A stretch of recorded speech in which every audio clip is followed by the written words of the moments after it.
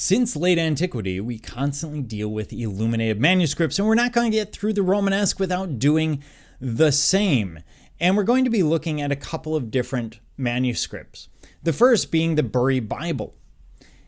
So we see a growing number of artists from outside the monastery, secular artists, working on their own illuminated versions of the Bible. Many of these, as a side note, are going to be women working on these illustrations, frequently uncredited.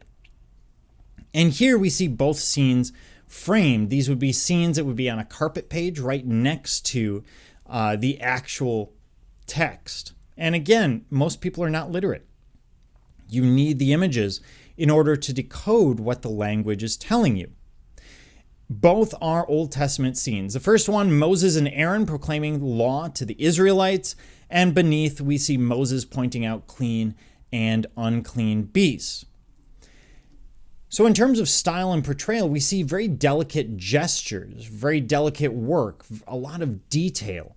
We see clothing that is really starting to highlight the body underneath it. We see dignified figures. We do see some patterning, obviously, but we also see some light shading. They're starting to return to some of those classical ideals of creating volume through light and shadow, something that we'll see much more in the early Renaissance. And the top scene is really the proclamation of law. So in other words, the Ten Commandments.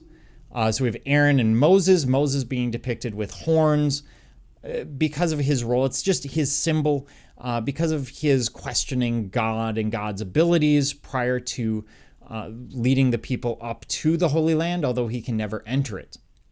Beneath, we see a depiction of rabbinic law. In other words, the clean and unclean beasts, something that we would associate with Judaism more than with Christianity. But of course, it does happen in the book of Exodus. And so that explanation of what is a clean animal, what is an unclean animal, what can you eat and what can't you eat. And there's lots of theories about why these laws exist. But at the end of the day, we're seeing it depicted in this Bible, meaning that it is still an important part of the story because you would pick parts of the story. Another great image of the time is from the Edwina Psalter, or the Edwin Psalter. And Edwin is an English monk and a scribe. And what we see is a rare portrait of a scribe at work who is not an evangelist. Of course, we saw St. Matthew quite a bit in the medieval. It's probably a generic type. It's probably not a specific portrait of Edwin. That being said, what we get is a sense of everything that has come before it. So he is sitting there. He has a bone tool in his right hand, a pen in his right hand and a bone tool in the left. The bone tool in the left would be used to push or emboss a line into the parchment paper to create a temporary line so he can create text that's going to be properly spaced out from the text above and below and nice and level across the page. That line, of course, will disappear and be more or less invisible once he finishes. He's sitting on a throne that has those architectural features of the city of heaven.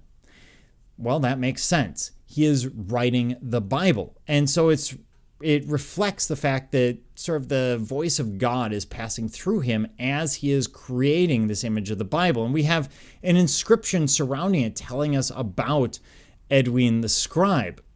And then that border on the outside looks very Celtic. It's supposed to bring out those ideas of the passion, the energy that would have been flowing through the scribe as he writes the word of God in book form.